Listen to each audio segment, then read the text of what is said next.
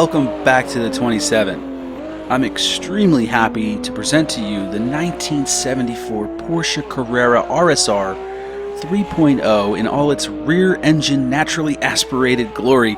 We're going to be taking a first look and listen to the RSR while we spin a few laps around AMS2's brand new track, a Brazilian street circuit brought to you by the city of Salvador. For those of you who have been around SimTown, you may have come across the 74 RSR in your travels or something close to it. From my experience, it's nothing like anything I've ever driven in AMS2 before, and hands down, the Porschest of Porsches to date. It's distinct and challenging.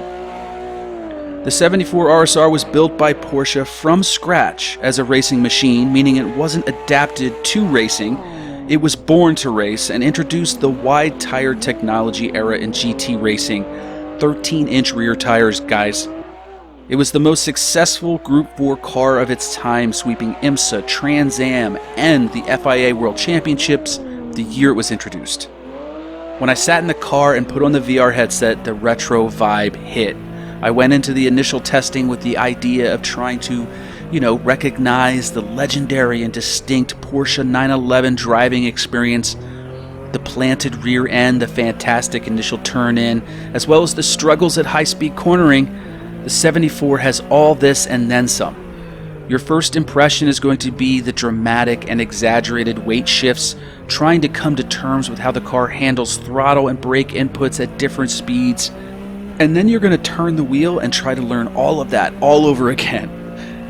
Next will be the sound. I have to say the RSR is on point in my opinion. You'd have to have a fine ear to be able to distinguish it from onboard footage I found of the RSR with Patrick Long at the helm at Laguna Seca. The link is in the description below. It surrounds you and brings you back to the era. In VR, the stereo surround even puts the engine sounds behind you, which is particularly immersive.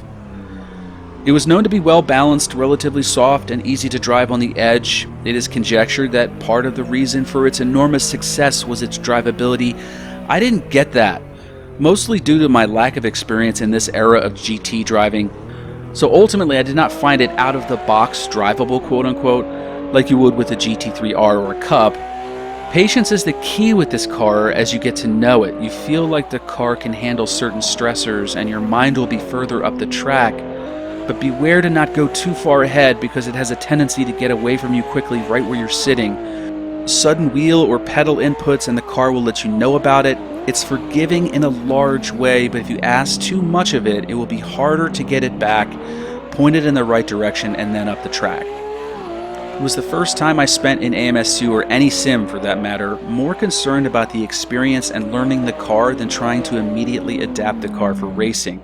And to be quite honest, I didn't mind. The car doesn't like to be rushed, and I knew pretty soon when driving it that my soft touch skills, especially with the pedals, needed improvement. By the end of day 2, I was starting to pay attention to lap times though, as they slowly but steadily decreased, and I know there was more to get out of it.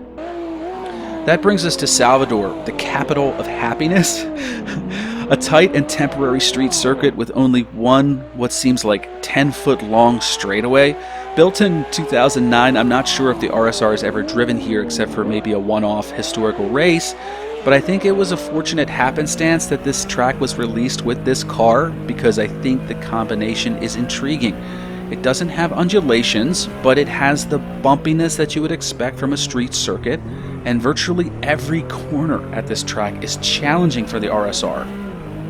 Intimate and open at the same time, one half grandstands, light poles, and concrete walls, the other half rows of trees and banners waving in the breeze. The track feels alive. The turn 1 chicane is particularly brutal. It seems to be one car width wide with 3-foot high sausage curbs. I can't imagine what the AI will do with them. The backside chicane isn't as sharp, but it's faster, or at least you'll think it is until it's too late. You have to brake while turning into them, which is tricky, again testing your patience with the RSR. The other distinctive features are the multiple long, medium, high-speed sections, which you will be asking for the Porsche to give you grip, downforce, or anything that it doesn't have. Salvador isn't a stretch of your legs kind of track. As soon as you are finished with one quarter, you are immediately preparing for the next, which is how this car drives. To be frank, I know the tendency will be for multiplayer lobbies to try this track out in the coming weeks, but I would hesitate to join them, honestly. The track is quite technical, and some of the corners, particularly turn 1, if someone makes a mistake, it's going to collect the entire field. There's literally no place to avoid. You're going to be hitting the car, a wall, or a sausage curb that's more like a landmine. For now, I recommend keeping this a solo track for time trial or simply a personal challenge. Ultimately, the car is compelling, immersive, and personal. It's not pick up and go. This is the kind of car you need to spend some time with. Wine and dine it, especially if you have a heavy foot. It's like a retro Gen 2 version of a modern Porsche. Porsche, though, through and through.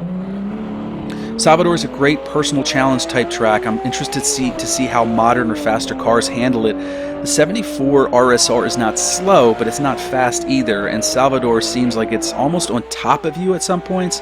You can get a sense of the wind blowing through the trees, and it feels like a city and a park at the same time. It's a wonderful addition. So there it is, my first thoughts on the 1974 Porsche RSR and the Salvador Street Circuit. I hope you get a chance to try them out soon. Coming up, I have a build ready for the RSR already, one that was surprisingly difficult to put together. I think I tested almost every spring and damper combination. Since you're here and obviously have some time, feel free to check out some of my other videos. I'm always working on making the cars faster in AMS2 and trying to help enhance your driving experience. So if you feel that, perhaps consider subscribing as well. In the meantime, thanks for watching and take care.